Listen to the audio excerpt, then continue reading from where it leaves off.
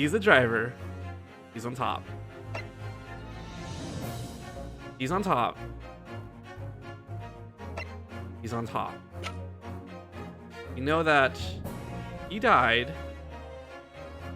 He was there. Okay, that leaves 3 choices.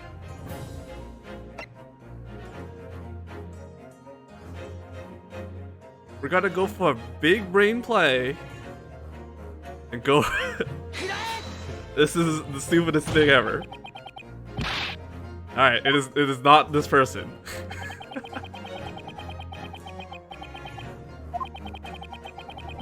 Alright. It proves that I'm a moron.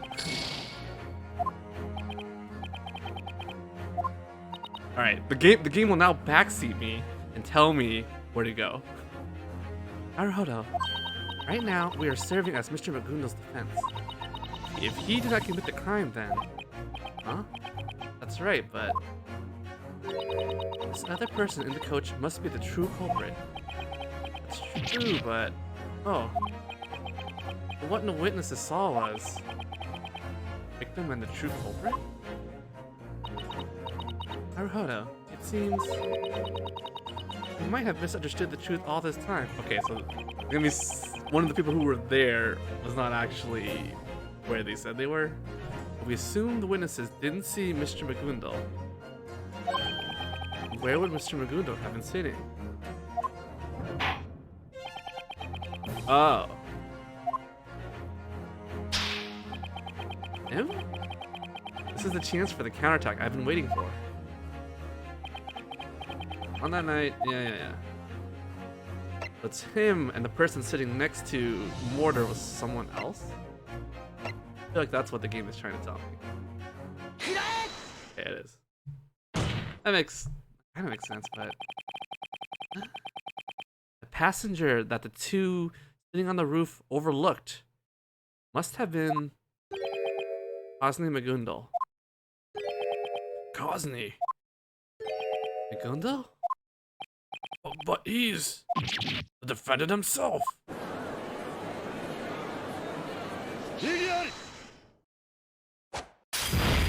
Why? How impudent of me to shatter the Holy Grail in the halls of justice. I plead for your forgiveness. Lord Van Zeeks. I think I would believe that your tiny overseas nation possessed what we call civilization. It appears that I overestimated you. What are you trying to say?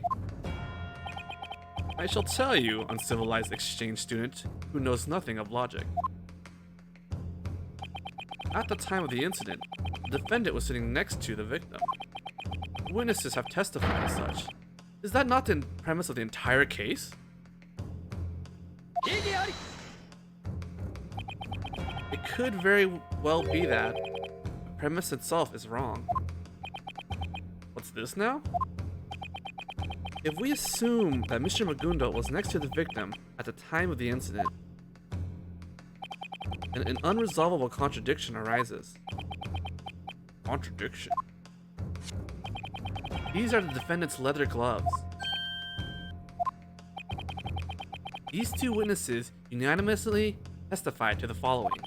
The culprit sitting next to the victim had bloodstains on both his hands.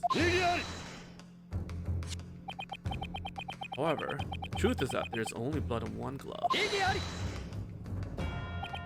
The importance being, when confronted with this evidence, their testimony did not change. Their testimony didn't change? Yes. Even now, these two witnesses still claim to clearly remember blood on both hands. Therefore, that memory is the truth. That's how we must look at it. An unknown third party was sitting next to the victim. What's more, blood must have been stained on both of their hands. Just who do you suppose this third party is? True culprit, of course. Always the true culprit. What? The true culprit? It's a good thing. All these courts, they invest a lot in their desks to handle all the stress of the slams. Order, order, order! This is absolutely... The defense's claim is entirely baseless. The witnesses testified that they distinctly saw the defendant. However, Mr. Fairplay also said this in his testimony. Both of them were wearing hats. I was unable to make out their faces. You missed me. So you remember when we last left off, we had to choose who was sitting across from the victim. And I, after some mishaps, I eventually picked the defendant, Mr. Magundal. And that's basically all you missed. I mean, we're not discussing who this other true culprit could be, who is actually sitting next to the victim. Right. It was impossible to see their faces from the skylight. Yes, the entire premise of the case was that Mr. Magundal was sitting next to the victim, but that was always an assumption, apparently. So we're now running with that because this is a Phoenix Wright game, or Ace Attorney game. Yes, they were both indeed wearing hats. As a hatter, I paid much attention to people's hats. In that case, what kind of hats were the two people wearing? Suppose I happened to forget. Ian? What happened to you being a hatter, huh? In any case, it is impossible that a third party was inside the coach. How can you assert that so confidently? That person did happen to exist. Defendant Cosme Magundal should have said so himself. Or perhaps you intend to claim that even the defendant himself overlooked the true culprit inside the coach?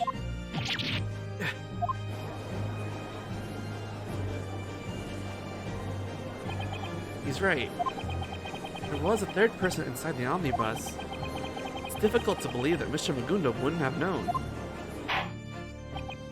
Order. The court believes that there is a simple way to find the answer to this question. And I presume that would be to request the testimony of Cosme Magundal himself? Yes. What is the prosecution's opinion on this matter? Naturally, I am opposed. Your reason being? The suspect should report everything he knows to the police upon interrogation. But it's possible that there's something which Mr. Magundal didn't mention. Cosme Magundal is a league apart from those foolish small-time scoundrels. Were he to have concealed any information, then he would have had some reason for doing so. What is the defense's opinion? Well, my lord, did I ask for Mr. Magundal's testimony? We always want more information, because we were brought into this case with zero information. I feel like, I don't know, it's gonna be something dumb like he was knocked out or something, or because he was asleep, right?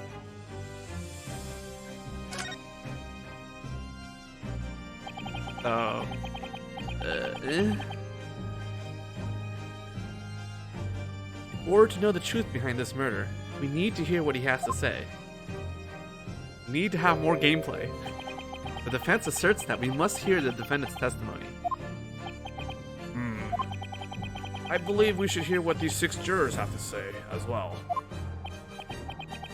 Well, I was just in the middle of thinking about it. I would like to hear what Mr. Magundal has to say. Ain't it obvious we have to? Hurry up and jack that guy out here. Thinking about it logically, we must hear his testimony. When you do something, go all the way. That's the law of the guild. I'd love to hear from the man who funded such a beautiful park. That's right. We all want to hear from him. In that case, the court will request testimony from the defendant. Bailiff, bring him to the stand immediately.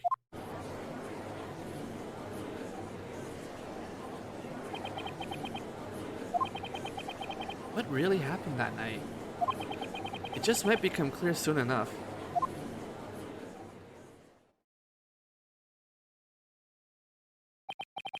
Now, the trial is to resume. Defendant, have you been listening to the trial thus far? Of course, my lord.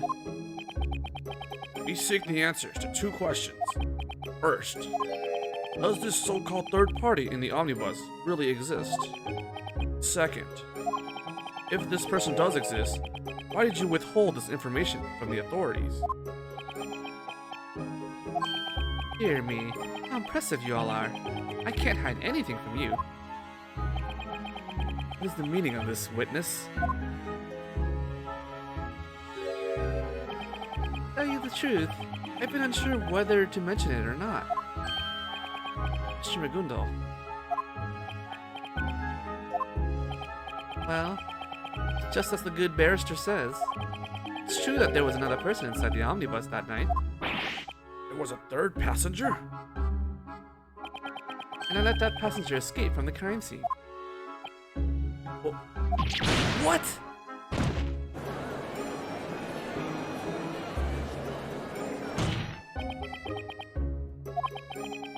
It's too late for such a weak excuse, Cosne Megundal. I'm really very sorry, Lord Varric von Zeeks. Why oh why did I not tell the police as soon as I was arrested?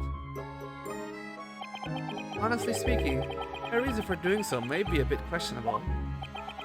That reason was?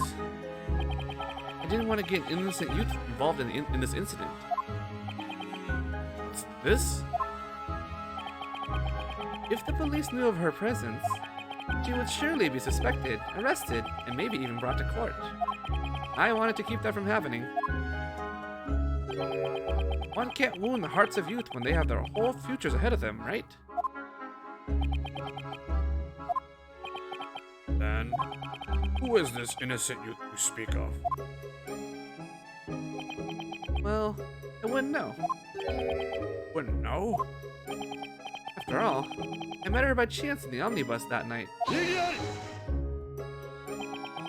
There's not a single reason for us to trust this man's fairy tales. The prosecution asserts that the defendant's remarks are not worth listening to. Perhaps that young lady is, even now, watching over my trial from the audience of this courtroom. Huh? Oh, fire! There's a fire! Someone's running away! Go after them! It's no good! I can't see all the smoke! What's going on? Naruhodo, we're in danger. Get down close to the ground. Bailiffs, don't let the defendant escape. Secure the omnibus. The court declares an emergency recess. Bailiffs will capture the defendant and assist in evacuating the courtroom. Before we had metal detectors. We were then forced out of the courtroom by the bailiffs. Everyone wanted to get out for us, and it descended into mayhem. As they tried to figure out what was going on, I was momentarily suspended.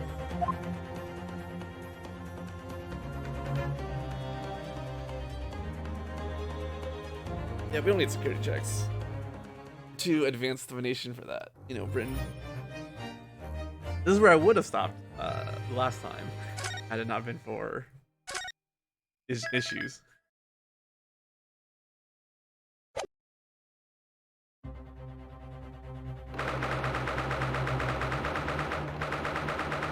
Alright, it's been like 3 hours, I think, if I remember right. What on earth just happened? Naruhodo, I think I have a grasp of the situation.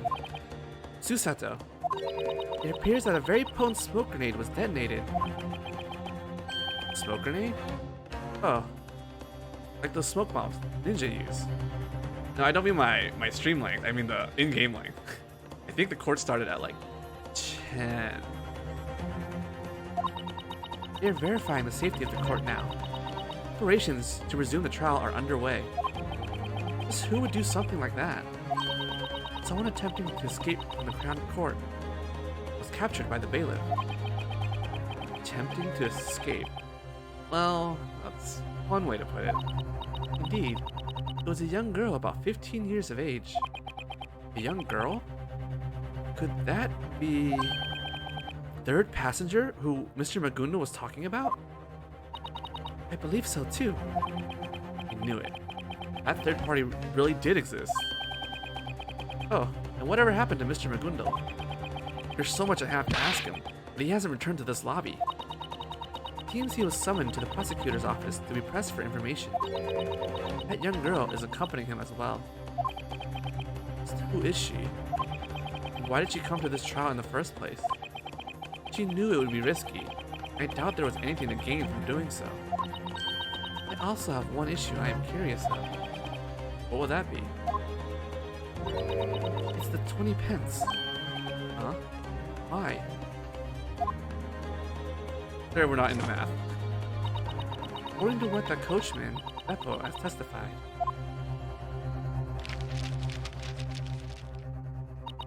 On that night, he was at 5 pence per person, 4 passengers on the ride. So, the total is 20 pence. The sum matches up perfectly.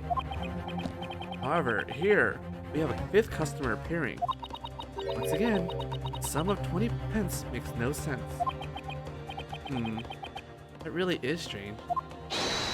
Attorney, head to the Crown Court at once. Preparation for the trial to resume is complete. It will resume in 5 minutes. Got it. I'll head over immediately. In any case, I believe that this girl will take the witness stand. I assume that the contents of her testimony will determine the outcome of this trial. Shall we go in, Susato? Let's.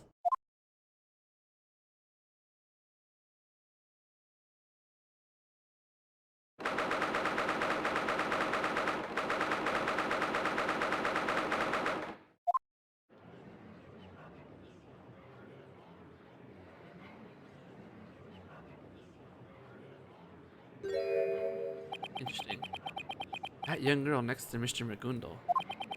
It looks like she's the one who caused that ruckus earlier. Now then, court is back in session for the trial of Kazi Magundal.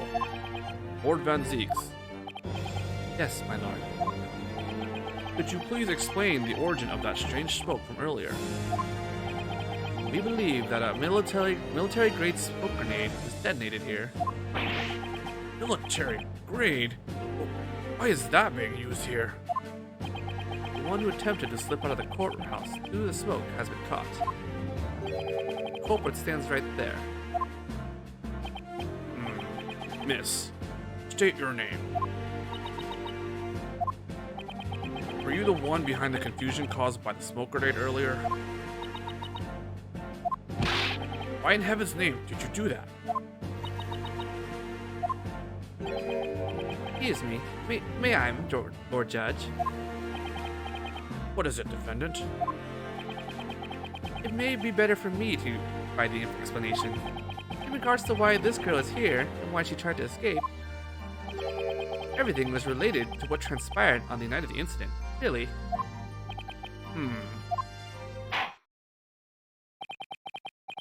Very well then. The court orders the defendant to testify. Speak in regards to this incident and its relation to this young girl. I wonder what exactly happened during the incident that night. Only I could have heard about all of it before the trial started. Hey. Naruhodo Bloodline only believes in hard mode attorneying. Only hard mode. That night, I had seated myself on the back seat inside the coach. There I nodded off to sleep. Some time later, I was woken up by an abrupt, loud scream, accompanied by a small scream. In front of my eyes laid a man. I helped him up and sat him on the seats. Though trembling with shock, I investigated the area where the scream had come from. To my surprise, there was a young girl hid there, curled up tight and quiet as a mouse.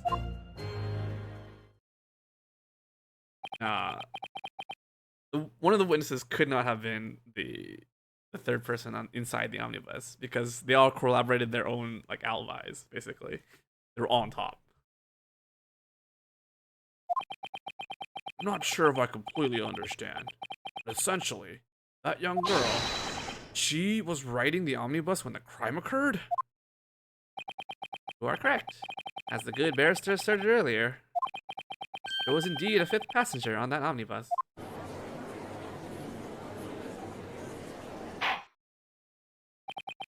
Very well. It appears it is about time to hear the attorney's cross-examination, then. Attorney, are you prepared? Yes, my lord.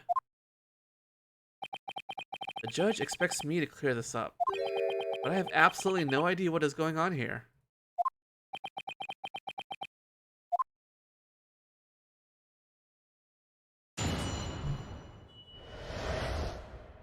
Alright, her relation to the crime. Seat herself on the back seat inside the coach. She went to sleep. Fine. Got on the omnibus. Was anyone else on board? He was the first one on. No, no one else was inside the coach, or up on the rooftop seat. In other words, the defendant was the first passenger? Indeed, it was merely sitting comfortably on the back seats inside the omnibus. By back seats, do you mean... Why, as you yourself so expertly pointed out just now, my good barrister. I mean the seat directly across from where the gentleman who'd been stabbed was sitting. It was the most comfortable spot for me, you see. After all, it can't be seen through the skylight from there.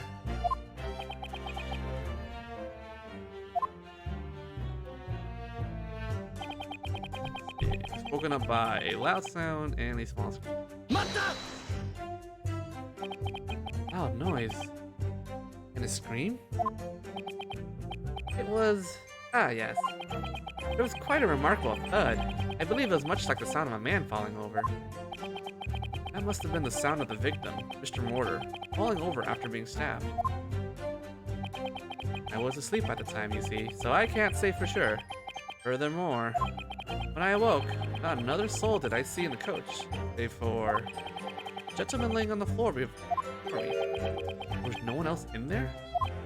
Yet, at the time, you said you heard a scream, right? Perhaps that scream arose from the rooftop seating area? No, I heard that scream from inside the coach. However, at that moment, the scream was the least of my worries. You see, I could hardly believe what I saw before my own eyes. In front of his eyes was a man. He helped him up. Why, his gloves were dirty or bloodied. You set the victim up on the seat? Yes, sir. On the seat right across from me. I hadn't realized he was dead, you see.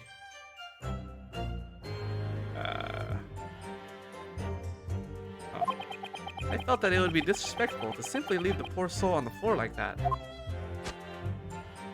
After all, I am a sympathetic man, you know. A curious story, defendant. Well now, whatever might you mean, Prosecutor Van Zieks? A dead man dropped before his very eyes. A sane person would call the coachman at once.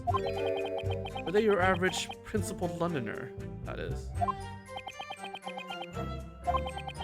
As you all know, I hold a rather aligned profession. You're referring to your business as a salary lender, correct? There are those who would borrow money from me, only to be ungrateful and set out to kill me. But the last thing I want would be to get wrapped up in such a nasty affair. Then, you were just going to leave the victim's body like that? Heavens me, of course not. I had intended to report the incident to the police. I simply wished to ensure the circumstances were crystal clear before doing so. Circumstances? Indeed. I thought it a good idea beforehand to investigate anything that struck me as strange. Like where that faint scream I heard really came from, for instance. That would strike anyone as strange, wouldn't you say? The scream he heard alongside the victim falling down, huh?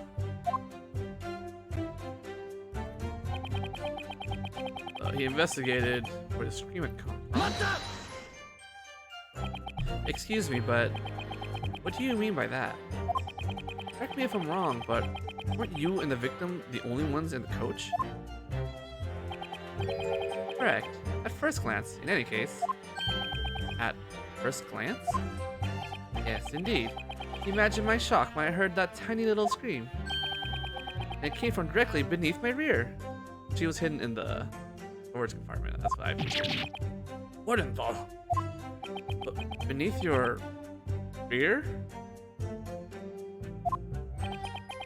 Right then and there, I lifted up the seat cushion.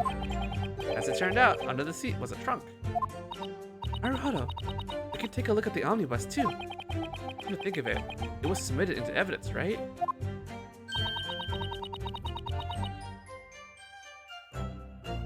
I just need. Maybe now would be a good time to give it another good look. I already did this. Do it again. Let's do it again. Anyway, after that, I went ahead and peeked inside the trunk. Okay, there's a young girl hidden in there. She was hiding in the trunk? Yes, indeed. That's what I saw. When I caught sight of her cowering there, the dim light of the lamp, I surely thought my heart was going to stop. Nothing about all of this seems really off. At any rate, I dragged her out of there. Then I set her on the seat opposite me, bent on hearing what she had to say. Seat opposite you? Yes, right next to it, next to the dead chap who was already occupying a spot. You seated this young lady right next to the victim's corpse? As I believe I mentioned earlier, due to the nature of my work, much to my dismay, I have had crosshairs trained on me. Therefore, it was of the utmost importance for me to learn just who exactly this girl was. Then, as I was speaking with her, I heard a gentleman scream overhead. Must have been 2 passengers on the roof, I suppose? Indeed, that is what I am led to believe. They likely saw the stabbed gent lined up next to what appeared to be a young girl. You're saying what the 2 saw on the roof saw was not you, but instead they saw the victim sitting next to this young lady? That is exactly right. Because, you see, I was seated in the back, which cannot be seen from the skylight. Seems convenient. I see. The defendant does have a somewhat compact physique. Suppose it isn't a stretch to say that the girl could have been mistaken for him. That was when, on hearing the gentleman scream from the roof, the coachman stopped the omnibus. Enough. The situation is now perfectly clear. However, we now have a fundamental question. Who exactly is this girl? I'm told that her name is Gina Lestrade. She hides in places where people gather, then pounces out and steals their wallets. She is what you would call a pickpocket. What? This little girl is a pickpocket?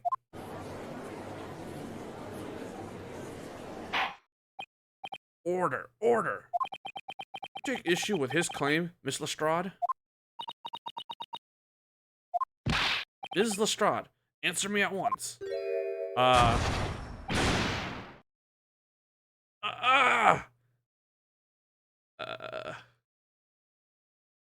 You know, they really gotta fix the courts in here. Heavens, what in blazes are you? Ah! The girl just disappeared. What are you looking at? If y'all looking for me, I'm right here. Ah! When did you get over there? Was there any point in moving like that? I know all about what y'all adults are thinking. This dirty mouth tool messed up and got caught on the job.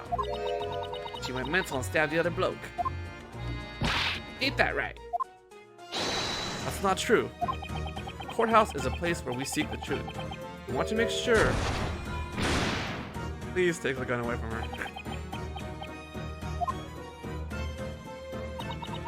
Don't forget that I'm a pro. Your whole livelihood is depending on these quick fingers. Only cowards use knives. Pickpockets' pride won't stand for it.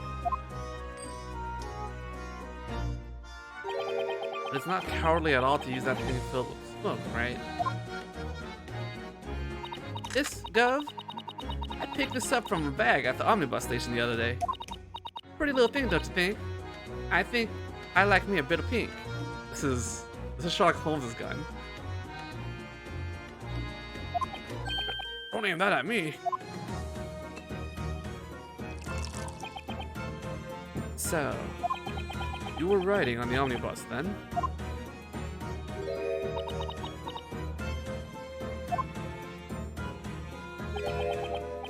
It's alright. You'll tell them the truth, won't you? Yeah, that's right. The court shall acknowledge this girl, Gina Lestrade, as a new witness. As such, we order you to testify. Speak in regards to what transpired on in the omnibus on the night of the incident. All right, I gotcha.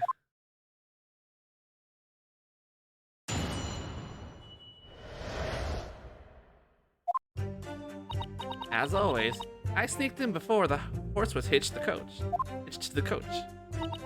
But I couldn't get any business. It was really an awful night. It was pitch dark in my little hiding spot. I seriously couldn't see nothing. Then suddenly, there was a loud noise. Of course, it was enough to make me scream a little.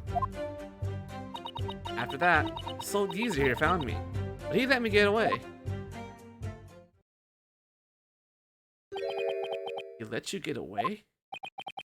Why, defendant? Did you allow this girl to flee to begin with? The reason is quite simple.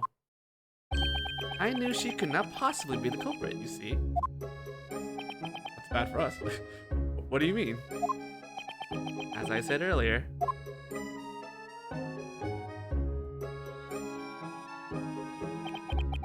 I was sitting on top of her little hiding spot.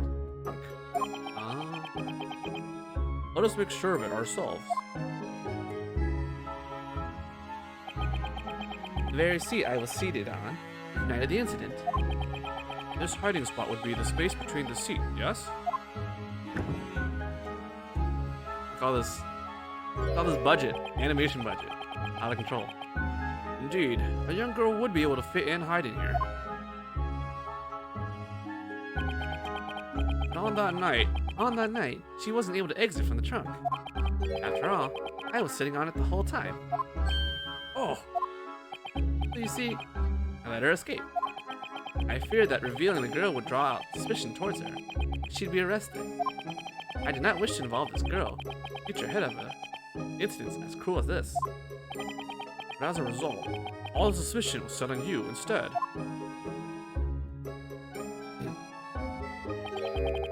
That's nothing but a trifle. I know that I'm innocent, but why should I be afraid? I was willing to put that innocence on the line in order to save this poor little girl. Unbelievable. Oh, what an upright man. Lord, there's no way such a noble man could be the culprit. I think we ever doubted you.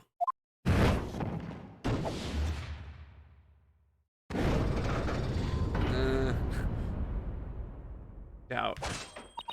If you interpret with cold hard logic, then it is clear who is correct.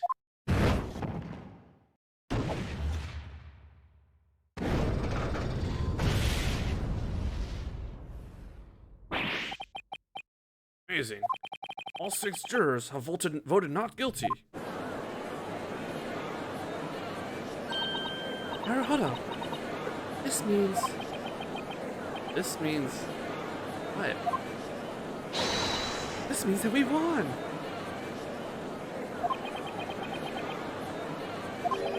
We won? It doesn't feel real, even when you say it outright. Yeah, does he get a rebuttal? Oh my god. That's a foot. How impudent to me to thrash my steel heel about like a brute. I plead for your forgiveness.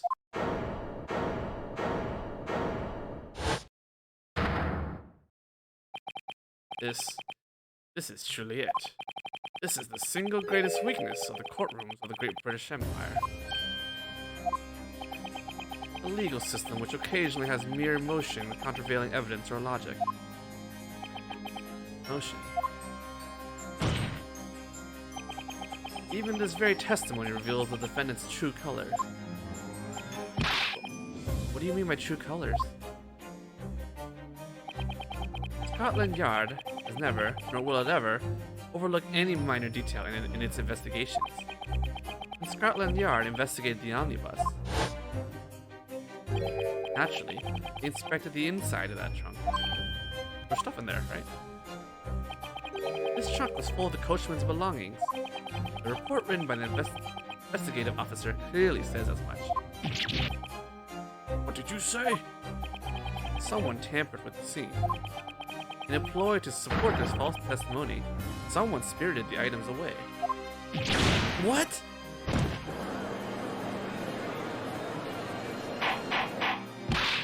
Order! Order!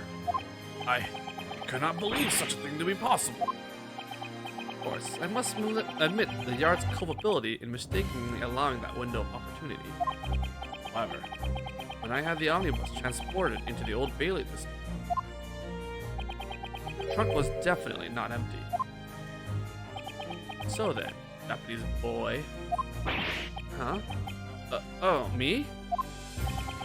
The omnibus itself was presented for as evidence.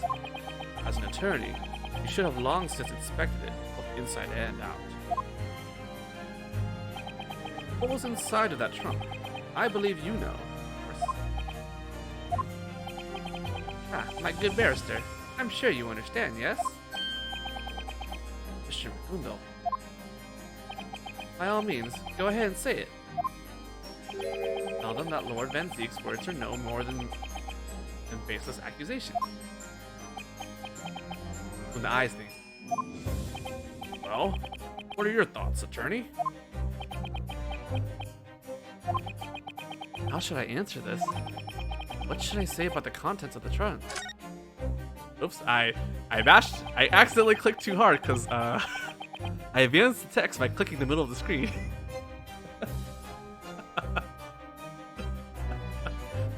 But it was probably what I would have chosen anyway, so that's okay. As an attorney, I don't know if I'm in a position to say this. As I recall, when I first investigated the trunk, there was definitely something inside. That's what I think. What? Barrister? What do you think you're saying? Are you trying to betray me?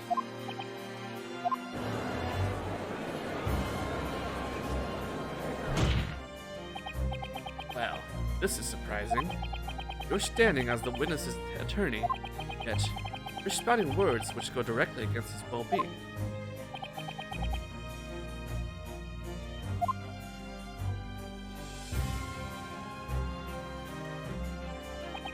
What exactly is righteous for an attorney? I still don't know myself. But when you stand here in court, you should never lie about what you remember. That's how I feel. How amusing. You'd better watch your words, barrister. Mr. Magundo. Be very sure to remember that you stand here to represent me. Besides, memories can be such unclear things, but the truth speaks loud and clear. Look at it any way you want. It is empty, is it not? You see now? You must accept that your memories are mistaken. Something feels wrong about this. Very well. Let's hear the jurors' thoughts. That trunk is meant to hold maintenance equipment for the omnibus. According to the guild's regulation, it should contain exactly that. Thus, that night was no different. I trust Beppo. Celebrity and the pickpocket are both lying.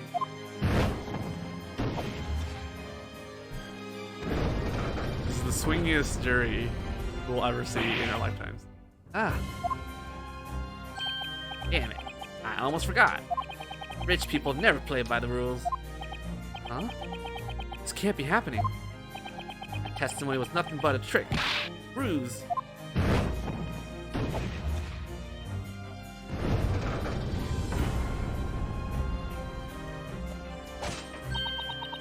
I'm afraid that I must agree.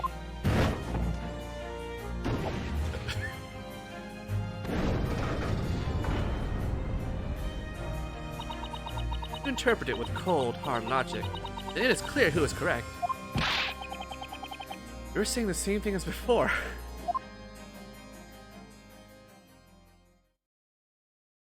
Now we're back to 50-50. As you can see, my lord, I do not justify a not guilty verdict at this point in time. Very well. The court believes that a cross-examination is in order. Attorney, the court orders you to begin your cross-examination of these witnesses. Understood. It's too much. The momentum turned against us, just like that. The rumors about Prosecutor Van Zieks were no joke.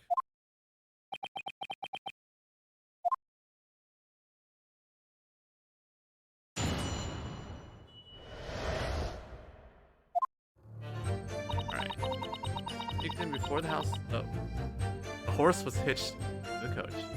Imagine a house being hitched to the coach. It would not run, obviously. It'd be amusing. In other words, we were already in the omnibus before it departed, correct? Yeah, that's right. I sneaked in to steal, so it would be weird for me to have paid to get her in, right? That's for sure. What kind of defense attorney would pay to defend someone? Defense. Please do not be swayed by the twisted logic of this pickpocket. Anyway, it would seem that the mystery of the coach fare has been resolved, yes? 4 patrons paid 5 pence each. The coachman's profit is 20 pence. Fifth patron, if you will, rode free of charge. See, that coachman will always eat up before the final trip every time. That's why I decided to slip into the omnibus. Makes sense, doesn't it? However, the trunk underneath the seat you claim to have hidden yourself in was in fact full of maintenance tools for the coach, was it not?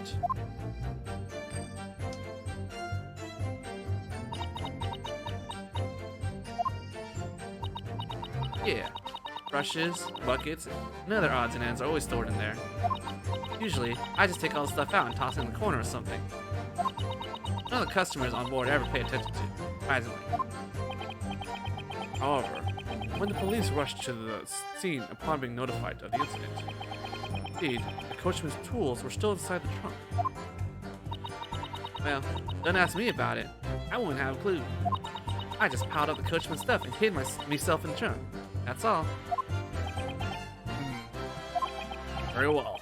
Now then, please continue with your testimony. Alright, awful night, no business.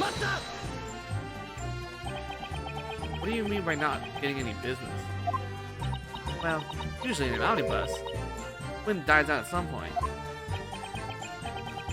Just a moment, please. What do you mean by the wind dies down? Oh, that's just a phrase we use. It means all the customers are left. Not the coach is all quiet like. So when the wind dies down, that's your chance to leave your hiding spot? Pretty much. That night, the old bloke was sitting in the seat the whole time. You know what else? He was fast asleep. I was completely shut in. So what you're saying is, you were inside the trunk under the seat, the whole time up until the incident. Is that correct? Yep. Ain't that right, mister?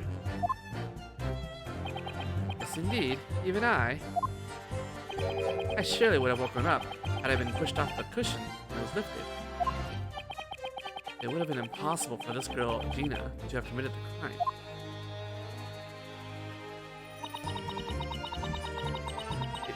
Pitch dark in a hiding spot.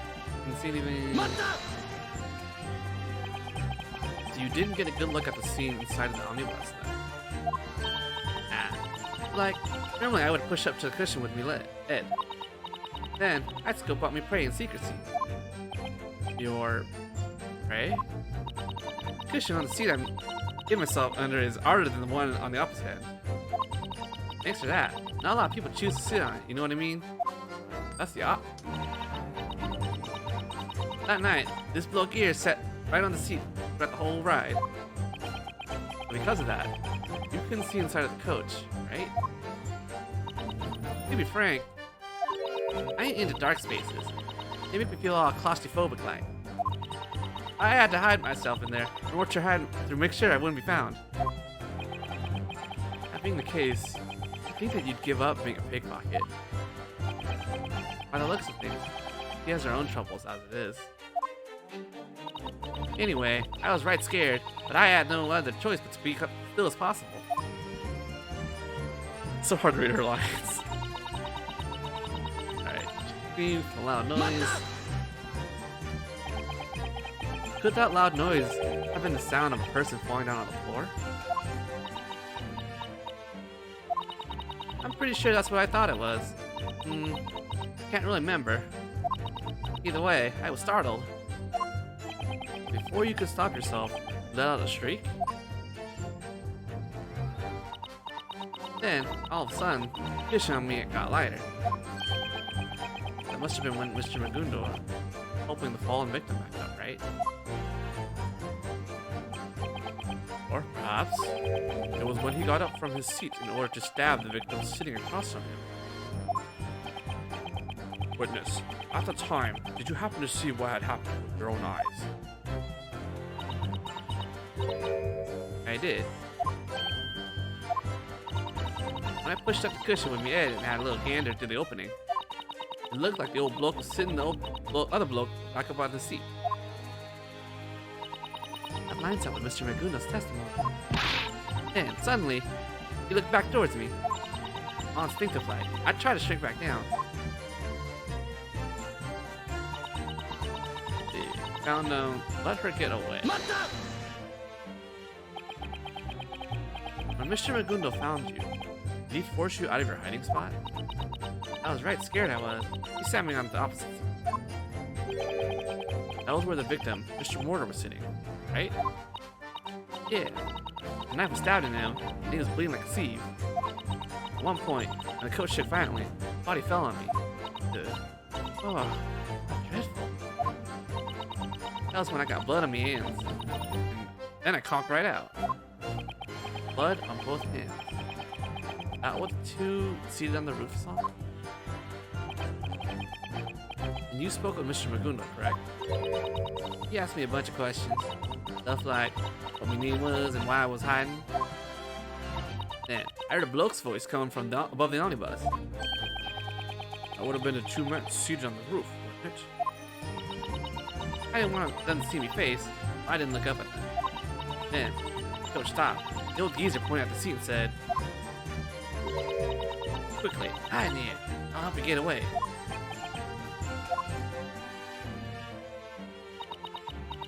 Moments ago, all 6 jurors were in agreement over a not guilty verdict, only for a single instant.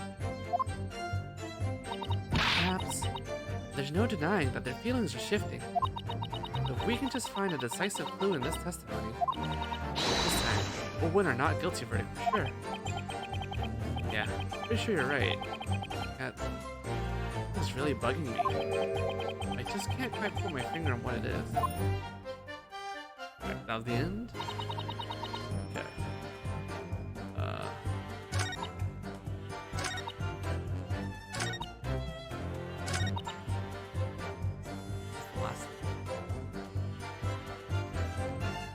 Look at our evidence.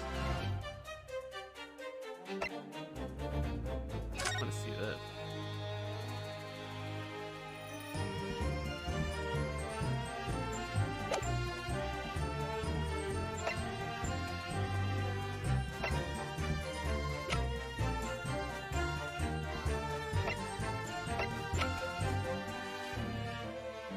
The armband. Of course, it makes sense.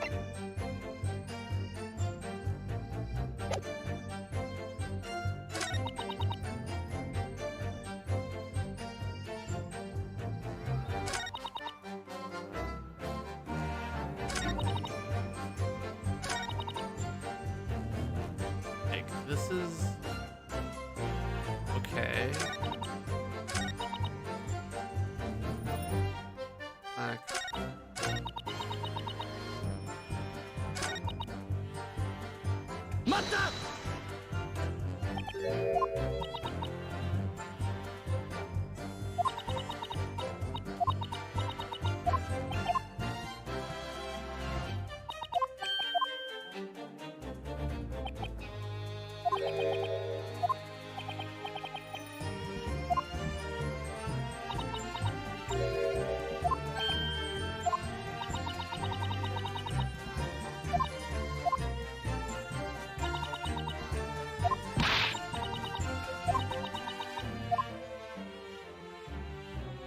Yeah, this is not a. This is like you guys present. Oh, I clicked on the screen. Oh, check the evidence. Calm down. Calm down. Haven't checked that. I should check the autopsy report again. I don't remember one.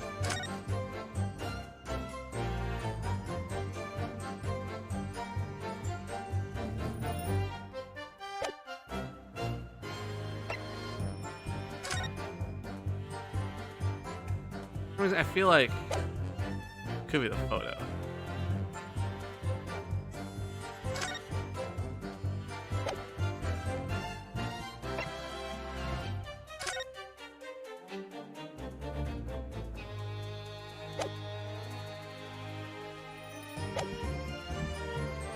There was one line where we made like an extra comment. I forgot what it was. This one? This is the number 5th one. That's why I'm reading through it.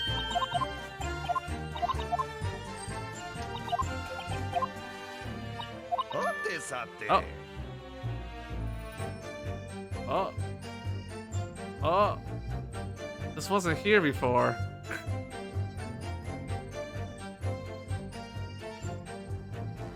That was... I'm calling shenanigans.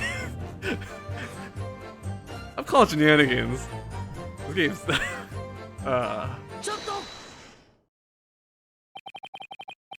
May I ask you a question, Mr. Magundal? Ah, I beg your pardon. What is it, my good barrister? Do you recall the events as Mr. Lestrade has described in her testimony? You appeared to have been lost in thought. Ah, no. While I was listening to her, I was struck by what a horrible sight it must have been for the poor girl. In truth, I too have these memories. In my youth, I was afraid of the dark. Well, everyone was afraid of the dark once. I'm still afraid of the dark, though. Oh, man. At that time, to make up for my lack of vision, I would focus my hearing so that no sound would elude me.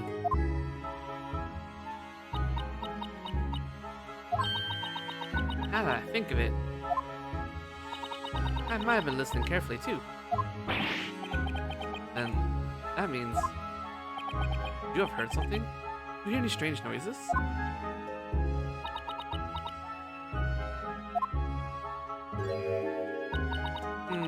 Nah, not really.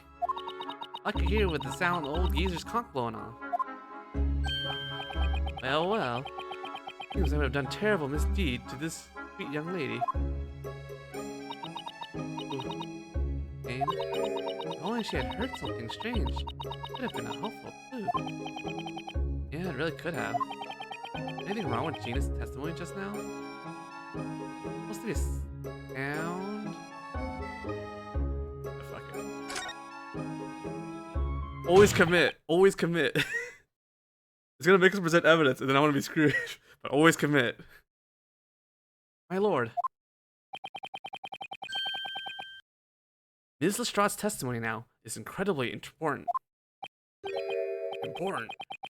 According to the witness's earlier remarks, didn't hear a single thing. And that's exactly what is so important. That's right. It might be important. Can't say that I understand this black-clad Asian attorney's train of thought. Are these adjectives necessary? Either way, witness. Gina Lestrade, please append your latest remark to your testimony. Huh? And what do you mean, like? Don't be using our words on me. I won't get what you're trying to say. Good grief. So I listened to what was going on. Ow. All I could hear was snoring.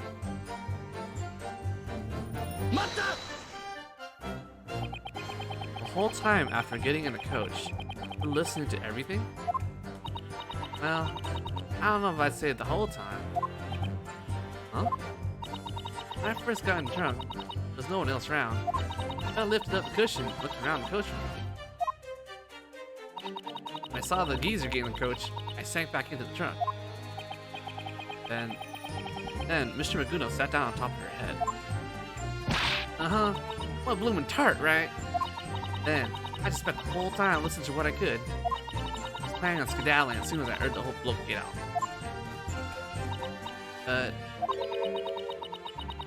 Though the coach kept stopping and starting over and over, I haven't heard the door open even once. All I could hear was the sound of the old geezer's conch going on.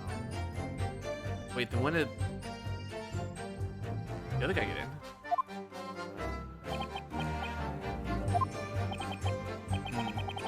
Something about Gina's testimony just... Oh, well, that's probably what I picked anyway. Ms. Lestrade, your testimony just now, it contains a glaring contradiction. What? Contradiction? My word. Indeed. I'm gonna not click in the middle of the screen anymore. It would appear that even our Asian exchange student has noticed that much.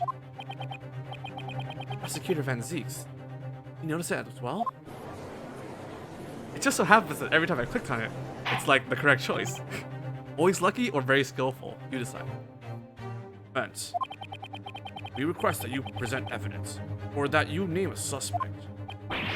Yes, my lord. Now, reveal to us this contradiction you've discovered.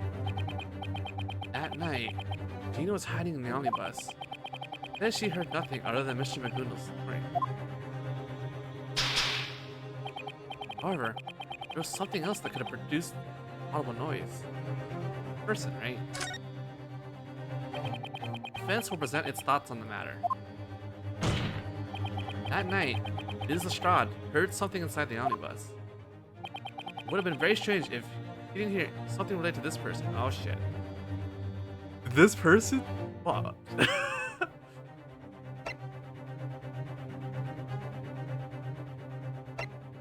Hear something loud?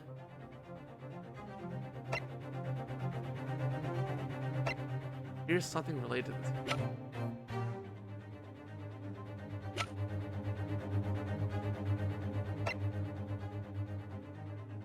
All right, we're just gonna commit. It might actually be him, but I don't remember what he has that is easy. Oh, committing. Rice fired mortar. That's right. Sound that she should have heard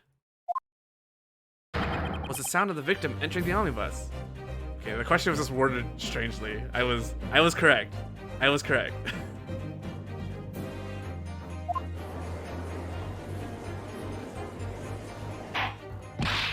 Order.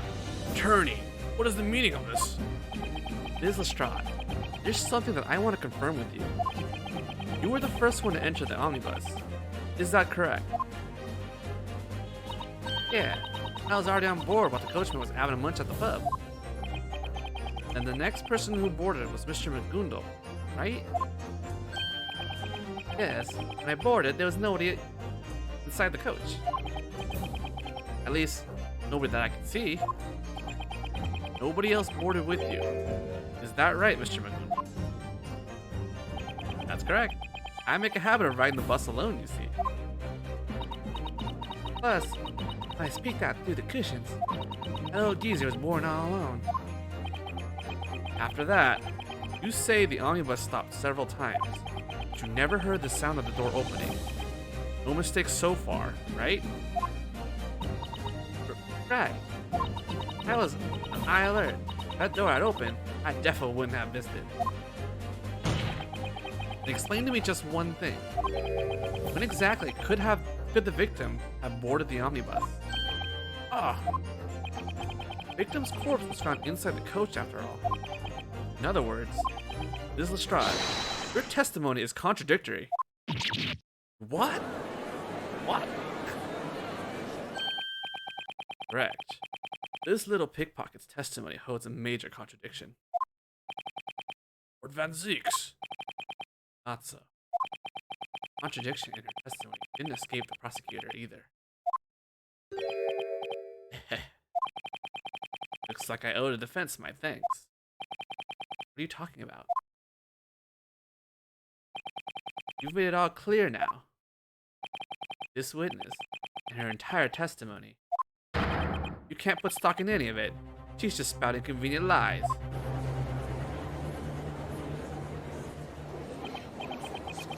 Oh, it's true. Victim had to have boarded the omnibus. No way. They call herself a pickpocket. Oh, she's suspicious. Uh-oh. Uh-oh. Uh-oh.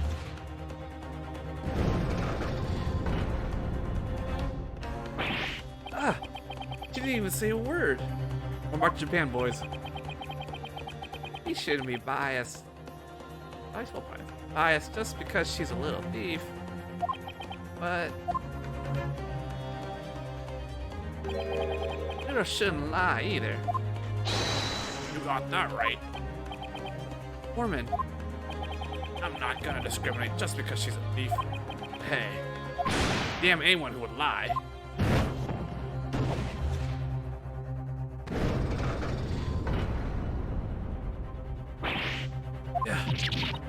Hold up. Now 5 of the jurors believe he's guilty.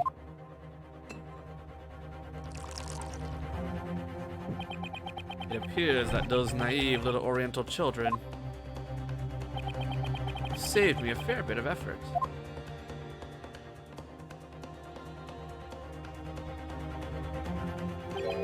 Exquisite. Yeah, look what you have done. This is all your fault. Whose side are you on, you filthy cheating Japs? I've heard this game uses the word Japs a lot, so I'm not sure if, as you know, Japs is technically a slur, so I'm not sure if I should read those as Japanese. Give me your thoughts. It's like a beautiful rendition of hell. Juror number 2 is the only one left. Naruhodo, this doesn't look good. I'm not gonna get banned for saying Japs. But it is, maybe I will, I don't know. But anyways, it is what this translation went with. And it's possible, I mean, we know that the British is like extremely racist towards the Japanese people in this game. Right now, I need to reveal a new possibility, or else they really will reach a guilty verdict. I really want to believe in our very own celebrity, Mr. Mikundo. But accept the cruel truth that come with the turn of the century. Part of the servant's duty. Mata! Oh, is this legal? Yes, it's true. There was a major contradiction in her testimony. However, if that testimony still happened to be true, you might find that a new possibility appears. What? Barrister? Oh? What exactly do you mean? Defense, I won't let you stand there and try to buy time. We want to know your thoughts immediately. Oh. That evening, the victim was not present when our suspect entered the coach.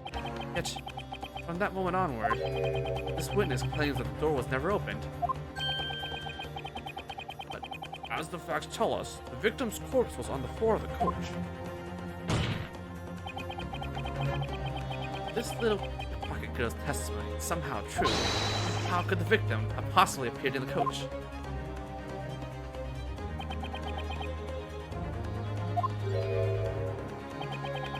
The victim somehow appeared in the coach. One reasonable possibility is he didn't use the door. Yeah. Keeping in mind that the door never opened, there's only one possibility. We have to consider that the victim entered not through the door, but somewhere else. I was beginning to wonder what dark line of logic your desperation might lead you on. Look carefully at the omnibus. On one side of the coach, there is a door. On the other side, windows. Those windows could not be opened. Therefore, there's no somewhere else he could have entered through. I can imagine one possibility, at least. What? I can think of one other way, besides the door, the victim could have appeared from. Very well. And the court orders the attorney to show us the omnibus, which this crime took place. Where could the victim possibly have entered the coach? My initial thought is the skylight. But why? Oh, whatever. Obviously, he entered through the skylight. The skylight? I have no words potent enough to rebut that foolish claim. If the skylight is wide enough, it should be possible to drop through it. That's not the point. Do you have any evidence to base your absurd outbursts on? Oh, no?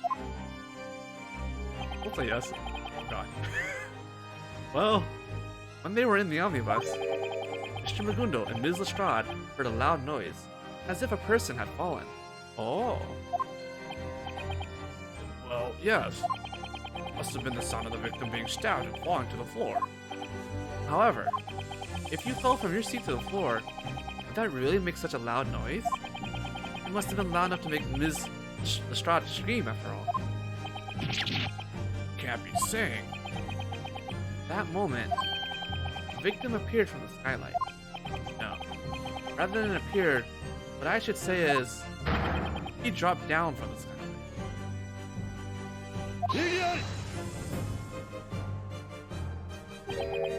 You're saying he fell into the coach from above? What nonsense! Impossible! What makes you so sure? Your claim that he dropped from the skylight is true. People seated on the roof of the coach should have witnessed his descent. As you should know, they did not mention that in their testimony. That is true, but...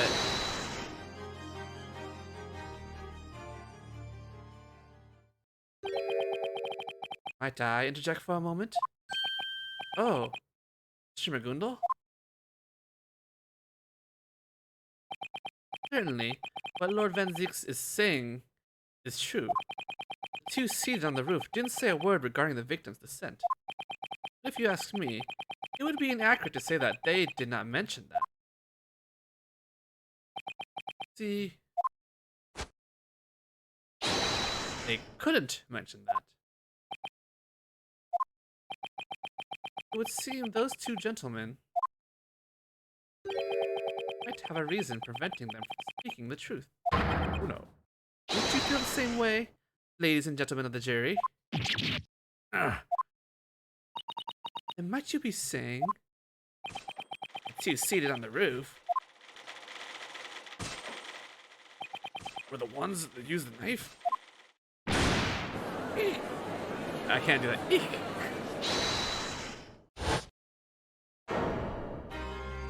Here. What the hell you think you're doing? What was that just now? That's what we want to know. I won't take this lying down. Ah, damn it. As if I even could. We must disagree with this. That is what we mean to convey. Mr. Fairplay. It's as if you're saying that I, or even I, had stabbed the victim with that knife. And all of your insinuation, it galls me. I firmly object to your accusations. Objection! Yes, your accusations. We object. There's 4 people at the witness stand. Order, order, order in the court. You're those 2 witnesses from before, aren't you? The court will not allow unexpected witnesses on the stand. Return to the waiting room. What? This is far too cruel. This wounds us deeply. Surely you will understand, right? My lord, might I make a proposal? What is it, Lord Van Zeeks? The defense was the side that ignored the rules of the court in the first place. They indicted these witnesses without basis, spitting on the idea of proper procedures. Indicted? I never meant it like that. It seems your English is lacking in practice, Japanese boy.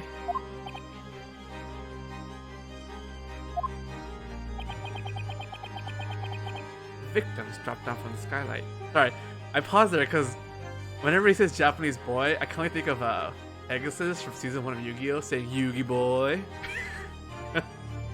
Yugi boy. Japanese boy. Alright. You can't hypothesize that without first positing that the passengers on the roof were involved. Thus, you branded their testimony a lie and came to the conclusion that they're criminals. That is an unjust declaration here in Great Britain. There's no evidence to back up this hypothesis. I know this is unreasonable, but I can't stand and watch as it ends here. I have to commit to my bluff. What are you doing? Let him testify. I knew that weird hat was suspicious from the very beginning. We've come this far. There's nothing left but to settle it. Must dispose of the filth in our society.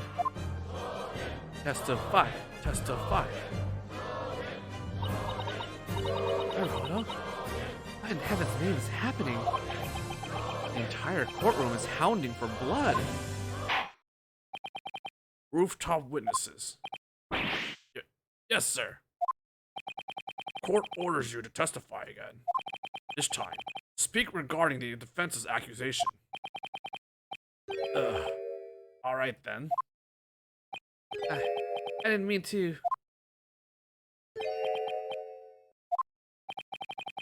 No more time to think. All I can do now is press on. Is there ever time to think?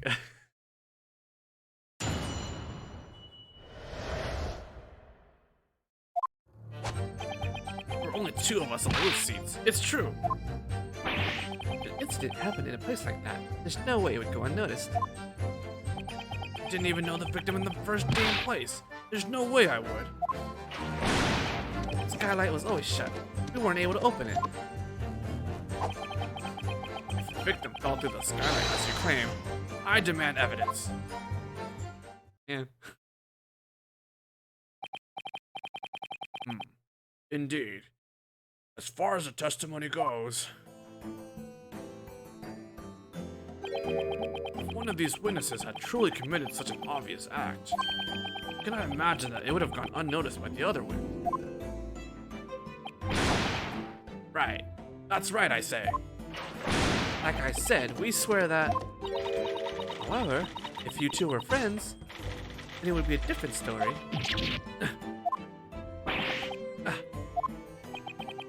According to Scotland Yard's investigation, there were no signs that these 2 had been collaborating. Ha! I don't trust the police or the rich. What is this atmosphere? Even though the flow of this trial is advantageous to our side, Why do I feel such a sense of unease? Now then, attorney. Your cross-examination. Yes, my lord.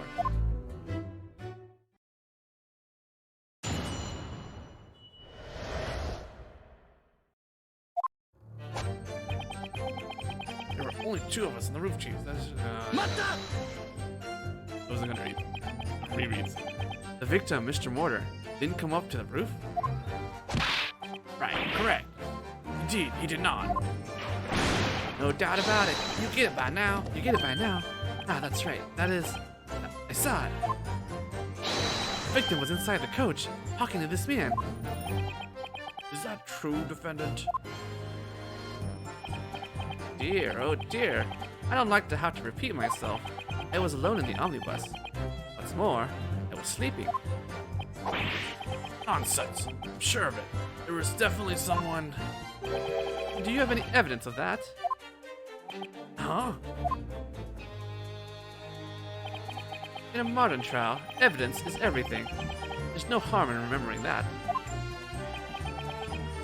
But I saw it. I know I did. Good grief.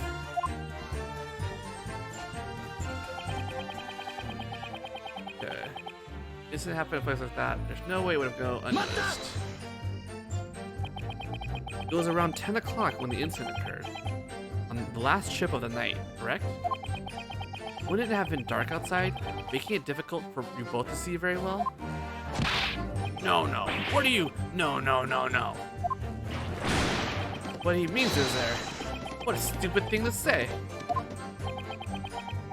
If that's the case, then perhaps you dozed off for a moment instead? Well, that's... I mean, well, that's... No. What are you... That's what he's trying to get at here. How about you go out there on a frigid night yourself and see if you can just doze off? I thought for sure I'd never be able to pry my eyelids apart again. I see. Sounds like it must have been extremely cold outside then. That's right. And this man locked the coach from the inside. He knocked on the door, but he wouldn't even open it for us. For that I must express my sincerest apologies. I was sound asleep. I simply didn't even notice. Liar! At the time, you were talking to someone inside the coach. It was quite cold that night. It would not be so strange for you to have seen some sort of illusion. Illusion? It appears pursuing at this point will be fruitless. If you're going to label me as a suspect, then it's only fair to label you both as such as well. Equal, free competition is the basis of the emerging capitalist society. I don't want to be a part of any such competition. I didn't know the victim in the first place.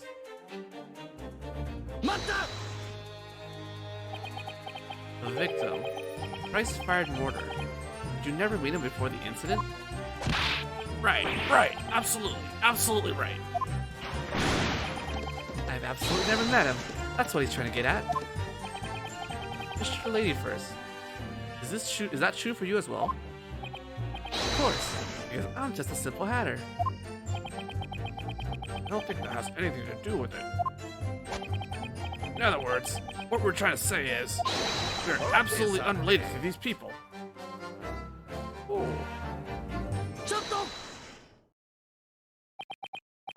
Excuse me.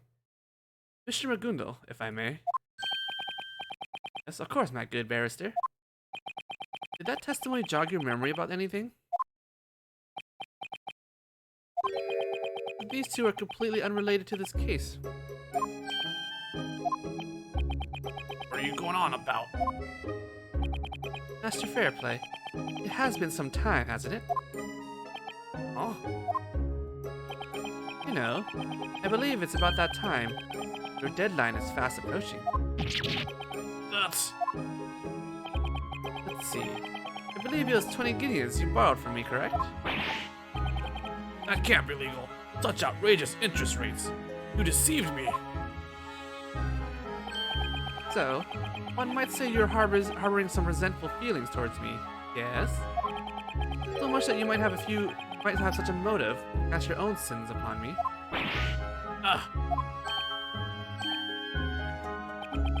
And then we have you, Master Lady First. Me? What about me? You are milliner, crafter of hats. You perchance also make that fine silk hat you've got there? Huh? Well, I'm still in training, you see. I take the customer's measurements and make a hat that fits them just right. It fits them just right? Seems a bit too personalized, doesn't it? But we have customers who say they really like such personalization. For instance, victim, Mr. Thrice-Fired Mortar. What? Just a while ago, I saw that a photo of the crime scene was submitted into evidence, but... Yes. This be the one? This is a very unique silk hat. I can't help as though I've seen it somewhere before.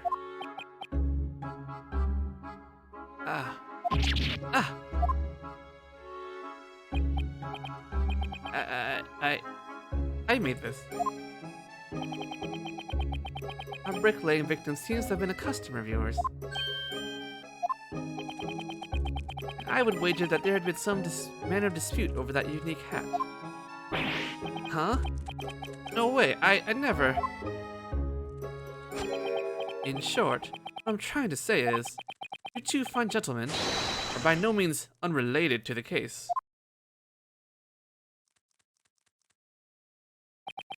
And that's all there is to it.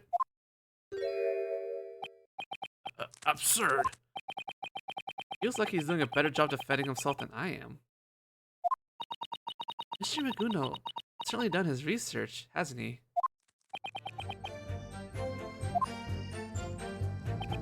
Now, how about we continue this trial?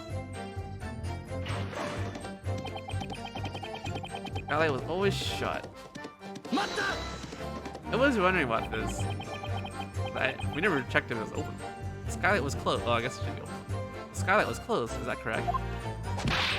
Why, that's... Of course, that's... There's no doubt about it. That's what he's trying to say. See here. Direct your attention towards the omnibus.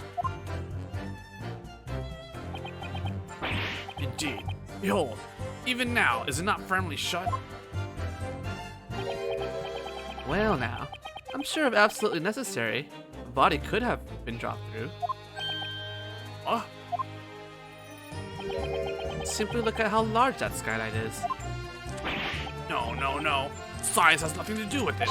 I ask you, try to look at the big picture here. Oh, great.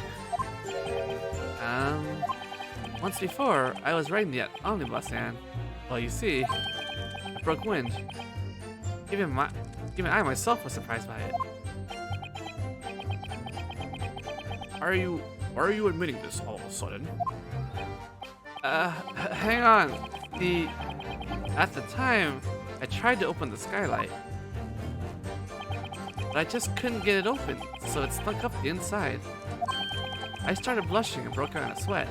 I could feel everyone staring at me. Are you confessing this again? Well, that is... In other words, the skylight can't be opened. I've tried opening it from the inside.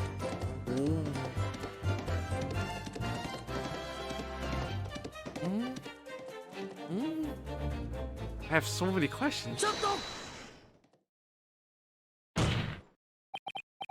Excuse me, Miss Lestrade. Miss Lestrade.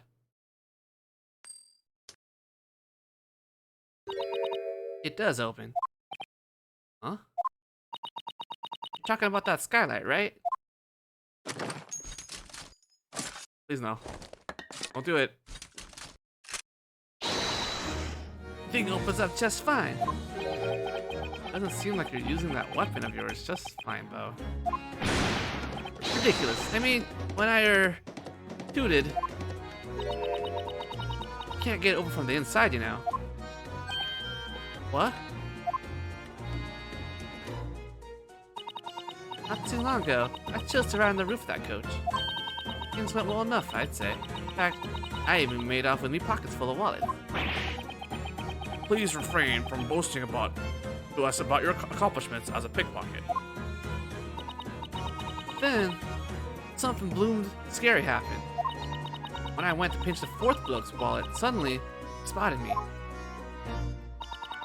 They all beamed in on me, and I wasn't even able to make it off the top of the coach to get away. I opened the skylight at me feet and escaped. I just undid the lock. What can that be? Skylight's lock is on the roof. You can't open it from the inside. You can't open it from the inside? Bailiff, please attempt to open that skylight. Post haste.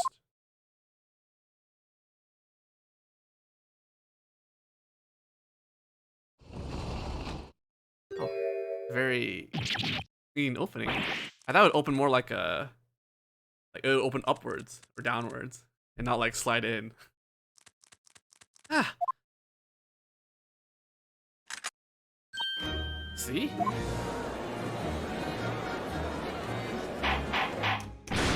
Order, order! I will have order. It appears that the young lady's testimony is true. So the skylight could have been opened from the rooftop? Naruhodo, I bet this new information would become a vital clue for us. Now, defense. Please resume your cross-examination. Yes, my lord. The skylight can be opened, huh? Maybe I should double check it. Maybe I should double check it? Alright, game.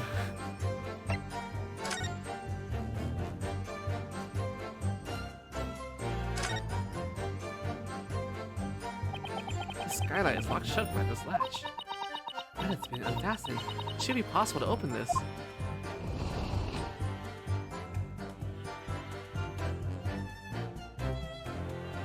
I want to go inside and then look now. Power of 3D, man. Let's go inside. This is still kind of neat. Power of 3D. I can't even look up that high. Oh, that's not where we go.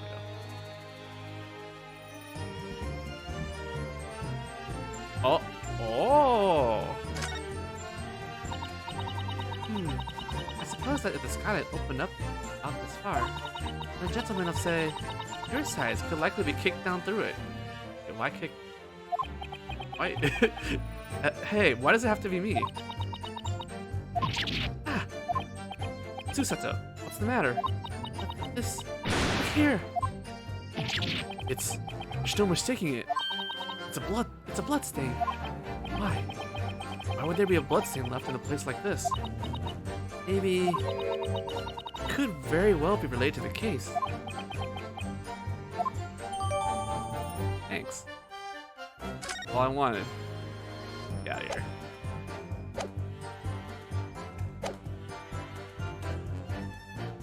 I guess I will press this just so we can read what the text is.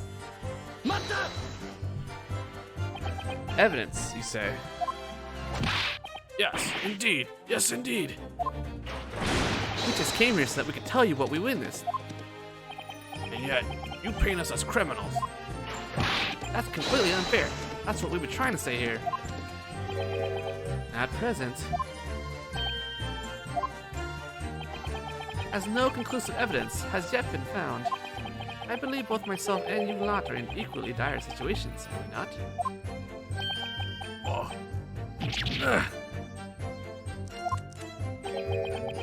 Should probably calm him down, asked. Are those two really related to the case? Not sure. After all, I don't know either of them. However, I don't know anything about Mr. Magundo either. What am I supposed to believe? Naruhodo, in court, the only thing that can determine the outcome is evidence. Evidence. Even all these jurors, they can't raise an objection to decisive evidence. In other words, we have to find that decisive evidence. That's right. Alright, who wants me to skip too fast and have to read that again?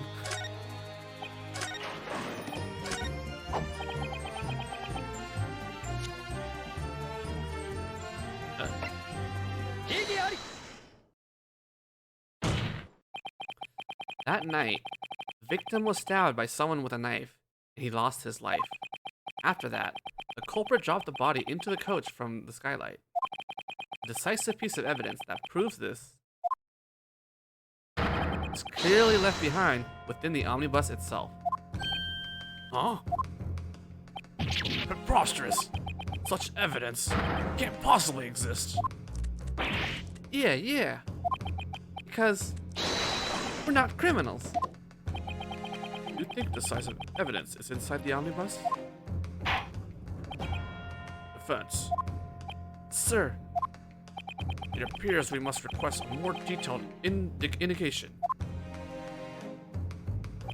Show us the nature of this evidence that was left behind at the scene of the crime. The evidence showing that the victim fell down through the skylight is...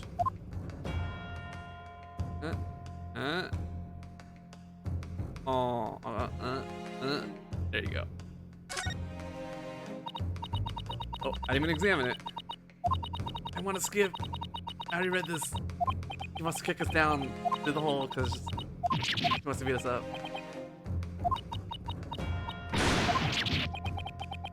It's blood. Blood. Why? You know why.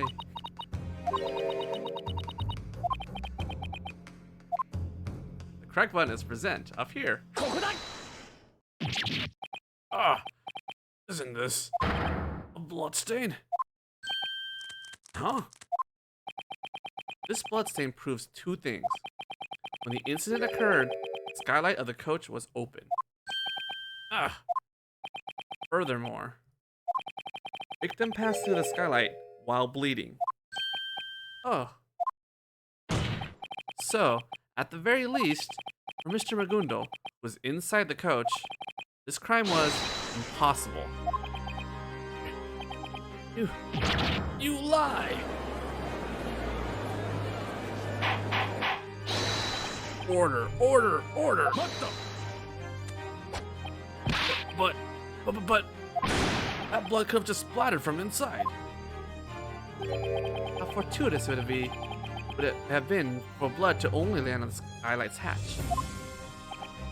What? Furthermore, the skylight can only be opened from the rooftop seats, correct?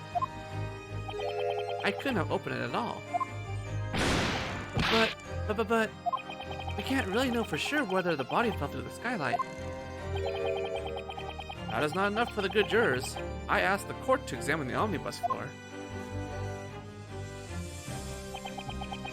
With what we now know, these stains can only be one thing. Traces left by the fallen victim. Rest his soul. No. You lie! My fellow jurors, I think we can all agree on a not guilty verdict. Indeed. I've come to realize who the real filth is here. The hell is this? We've had the wool pulled over our eyes the entire time.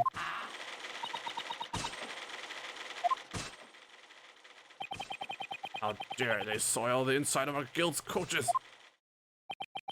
I was the only one who had it right, after all. Okay, Granny. Alright, right then. On 3, everyone. 1, 2, 3.